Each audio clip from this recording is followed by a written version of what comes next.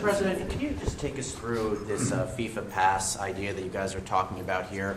How exactly is it going to work for ticket holders to this big event that the United States is hosting? I'll let my guys do that because they can do it much better. And either one of you two, Nick, would you like to talk about it? Sure. Well, Mr. President, without your leadership, this would not happen. And we came in 10 months. We have a system that's going to welcome the world. The greatest host in the history of the world is going to host the world here. Basically, this system allows folks with a FIFA ticket purchased through FIFA to go through the FIFA portal.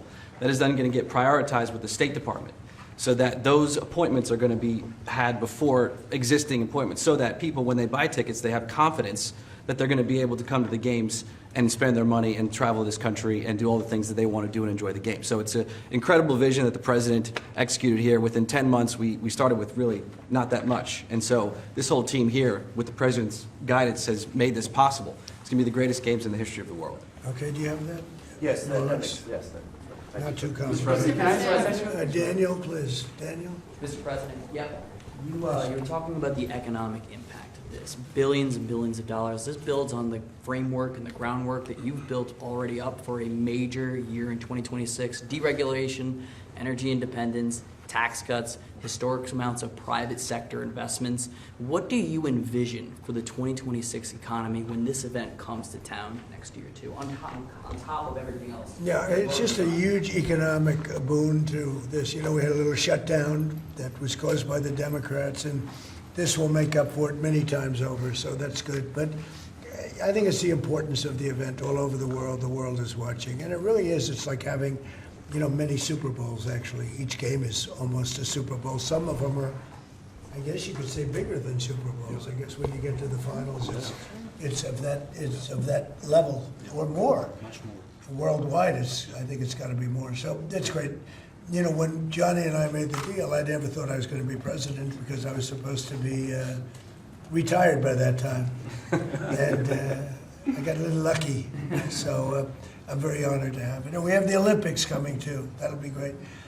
And the 250 is going to be right out on the lawn. You're going to have a UFC event with Dana White and his people. He's going to have the greatest card they've ever assembled. I was talking to Dana White the other day, and they're going to have the greatest card they've ever assembled, Johnny. So you'll be sitting up there with me, Darren. We'll be watching it. So right opposite the front door of the White House. It's going to be on June 14th.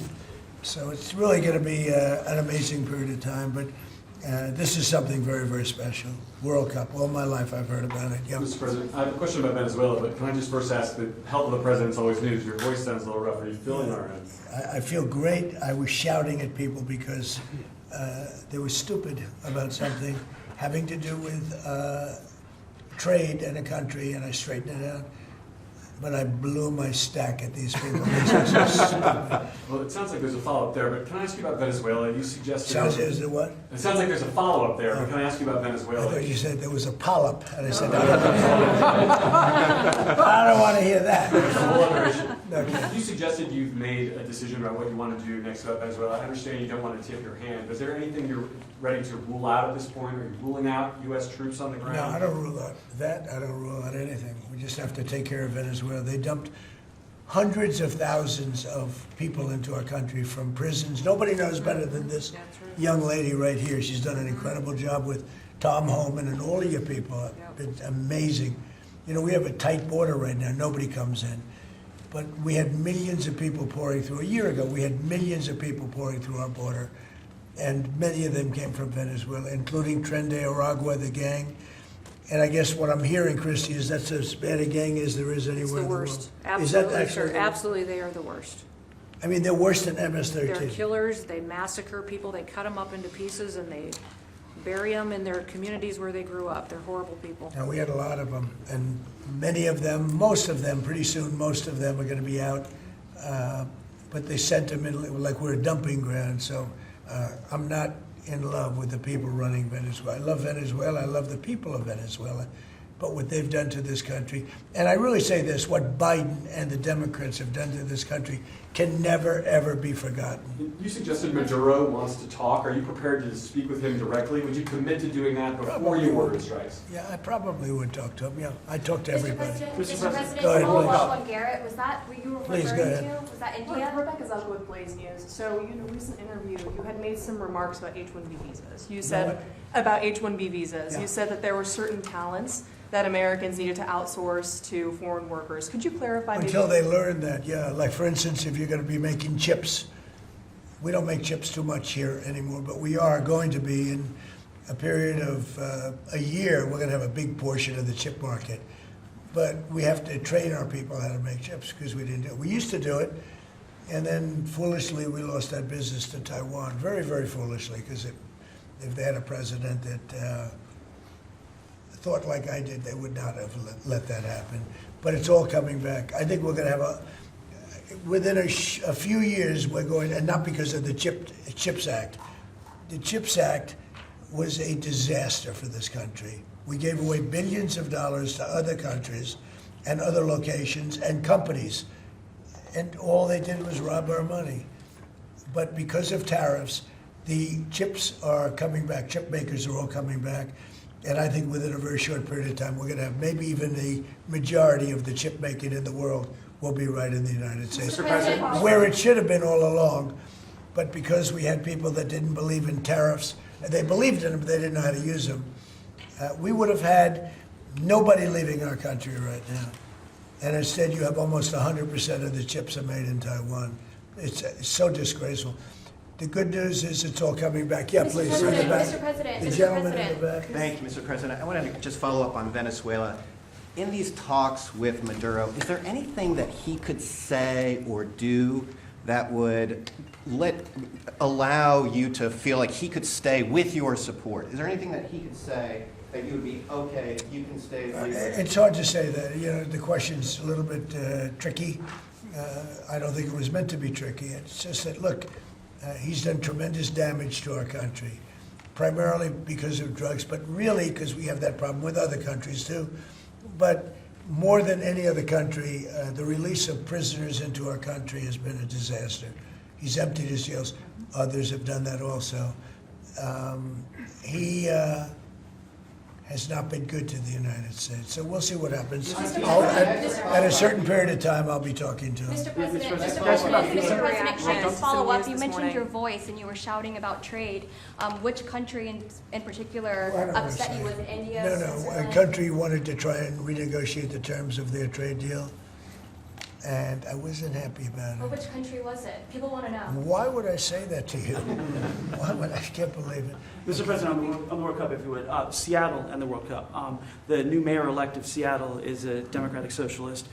Seattle has Or beyond, I watched her. right. Seattle has six, That's more than socialism. right. Seattle has 6 World Cup games. How close are you going to be watching that city with the crime in that city? Well, if we think, and I'll have to speak to Johnny about this, but if we think that the mayor of LA is incompetent, everybody knows that. You know that I was there, I guess, 2 years ago, and we got all the federal permits taken care of, far more complex than the state permits and the city permits. And Lee Zeldin, who's a superstar, got everything taken care of. The toughest part, having to do with the fires, that should have never happened. If they let the water come in, it wouldn't have happened, right? Do you know that people aren't building their houses yet? I mean, can you imagine that? And if we didn't go in early on, Christy, I think we could say it. Well, the head of their police department said it. They were unable to handle. You would have had, not only did you have the fires, but you would have had total insurrection in Los Angeles. And if we didn't go in, and the head of, the gentleman, he said it, and he said it strongly, he said we could not have done it without the federal government. We did a great job. If we think there's going to be a sign of any trouble, I would ask Johnny to move that to a different city. We have a lot of cities that would love to have it, number one, and we'll do it very safely. So if we think there's a problem in Seattle where you have a very, very liberal/communist mayor, I would say, it's certainly beyond just liberal. I watched her over the weekend. Wow, that's another beauty we got there. But if we think there's going to be a problem, Johnny, can I say we will move? I don't think you're going to have this problem, but we're going to move the event to someplace where it's going to be appreciated and safe. Yeah, well, I think safety and security is the #1 priority for a successful World Cup.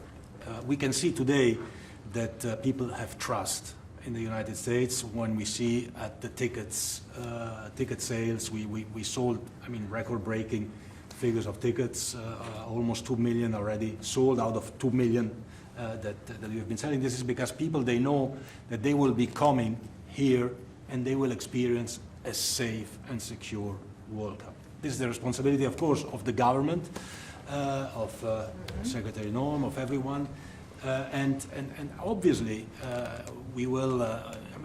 We will discuss. We are working together. We have a task force for this, and we must ensure that all fans coming from abroad or being here, they can experience a celebration of coming together of the sport. And this goes only with 100% safety. We are communicating with all these mayors about what their responsibilities are. They know the safety and security of these events is their #1 responsibility, and we'll be there. The president's always there to keep Americans safe, but he also makes sure the people that know their responsibilities and that they're prepared to host these events and do so in a safe manner. Is there a timeline, sir, if that would have an economic? Yeah, go ahead, please.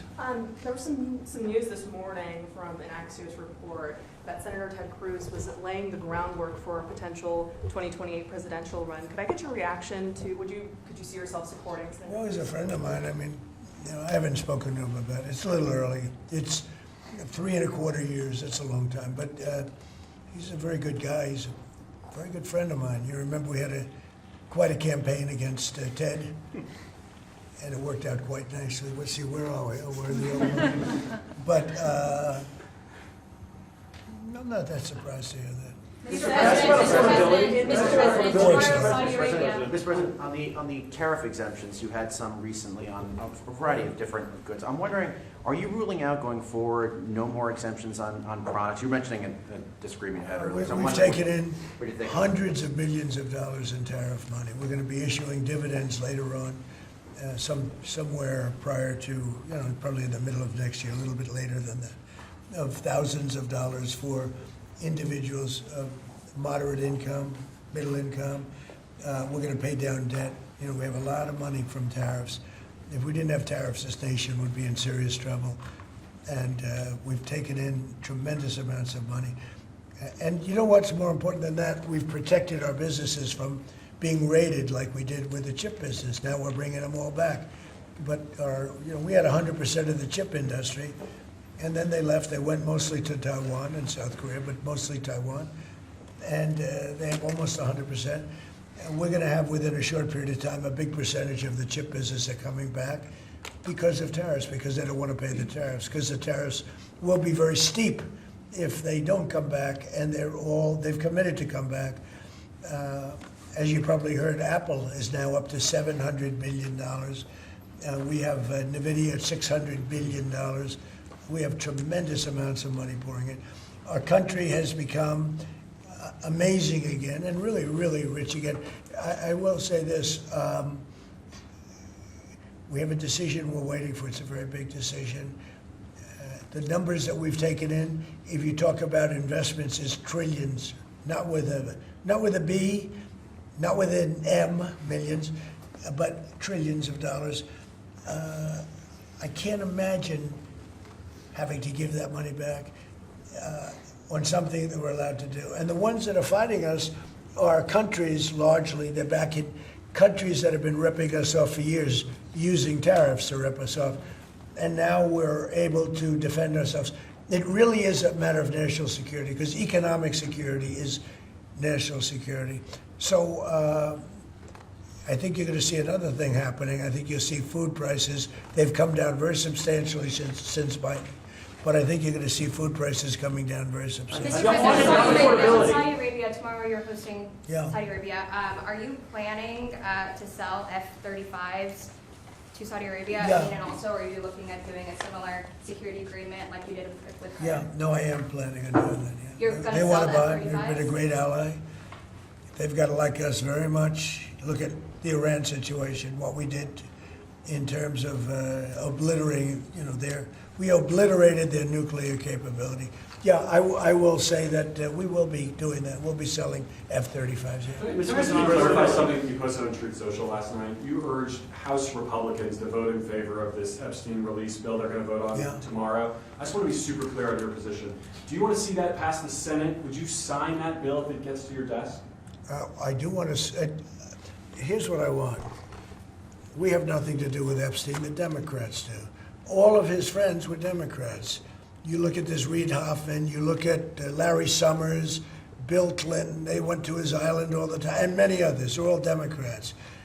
All I want is I want for people to recognize the great job that I've done on pricing, on affordability, because we brought prices way down, but they're going way lower, on energy, on ending 8 wars and another one coming pretty soon, I believe. We've done a great job. And I hate to see that deflect from the great job we've done. So I'm all for it. We've already given 50,000 pages. You do know that. Unfortunately, like with the Kennedy situation, with the Martin Luther King situation, not to put Jeffrey Epstein in the same category, but no matter what we give, it's never enough. With Kennedy, we gave everything, and it wasn't enough. With Martin Luther King, we gave everything, and it's never enough. We've already given, I believe the number is 50,000 pages, 50,000 pages. And it's just a Russia hoax as it pertains to the Republicans. Now, I believe that many of the people some of the people that we mentioned are being looked at very seriously for their relationship to Jeffrey Epstein. But they were with him all the time. I wasn't at all.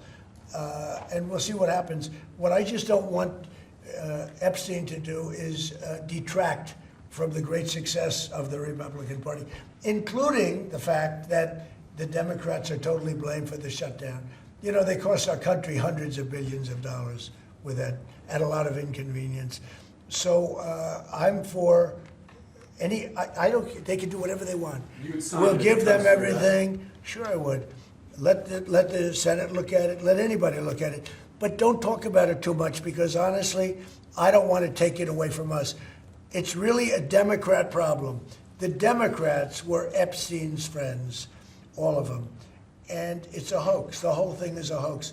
And I don't want to take it away from really the greatness of what the Republican Party has accomplished over the last period of time. Yeah, Mr. President, on affordability, can I make a The statement? shutdown is now over, and administration officials had said when the shutdown ends, they'll reevaluate the farmer relief. Now we have the deal with China.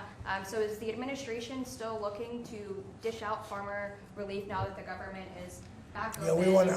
I'm always going to help our farmers. So are you still looking to do I would do relief? that. Yeah, if they need that? relief, we'll be there for them. We're going to always be for our farmers. So what are you waiting Yeah, for? please, in the back. Mr. President, just speaking of the economic impacts of FIFA and possibly moving to another city some games if you feel it's crime, is there like a timeline that you would do that? Because these cities, there's sponsorships, there's economic impacts for these communities. Sure. Is there, Well, the governors are going to have to behave. The mayors are going to have to behave. In the case of California, you have a problem.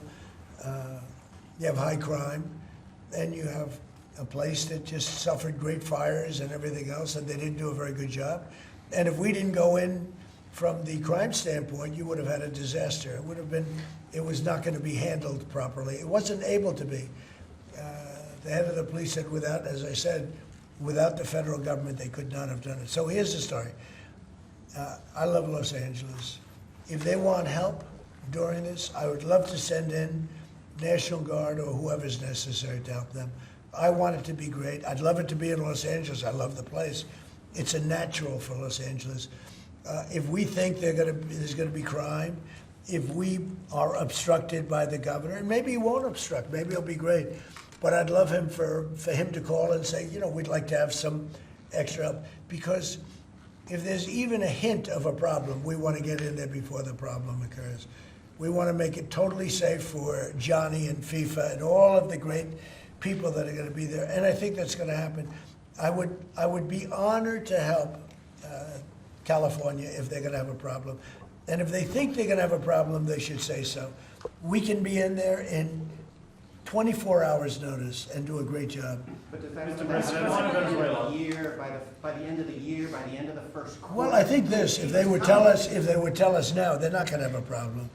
Because if we go in, they don't have a problem. Look at DC, there's no crime in DC anymore. And DC was a mess. If they want us to go in, I'd like them to tell us right now.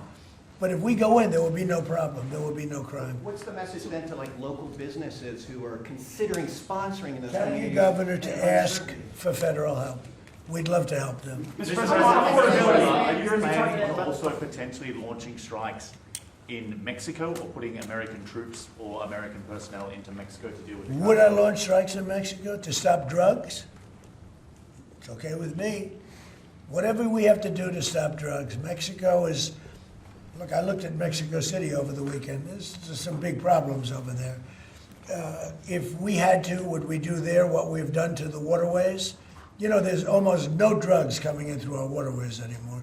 Isn't it down like 85%? It is, sir. I don't know who the Absolutely. 15% would be. Yep. It wouldn't be you. No, that's for sure. No, I think it's been, Tons and tons of you would say drugs. that's a big signal. Absolutely. We have almost no drugs coming into our country by the sea, by, the waterways.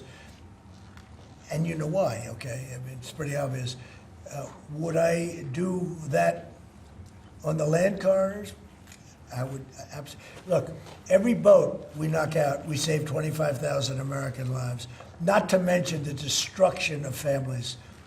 These families are decimated forever. The mother, the father, the children, they never recover really from it. When you lose somebody like the way they live, if you lose them, but the way they die is horrible. Is it something? So when we knock out a boat and we save 25,000 lives, that's great. Now, do I feel the same way about the corridors that they use? We know every one of them. We have every one of those corridors under major surveillance. We have nobody coming in through our southern border. But we know exactly how they get their things here, how they get the drugs here, fentanyl, cocaine. Colombia has cocaine factories where they make cocaine. Would I knock out those factories? I would be proud to do it personally. I didn't say I'm doing it, but I would be proud to do it because we're going to save millions of lives by doing it. Would you only do it with Mexico's permission, though?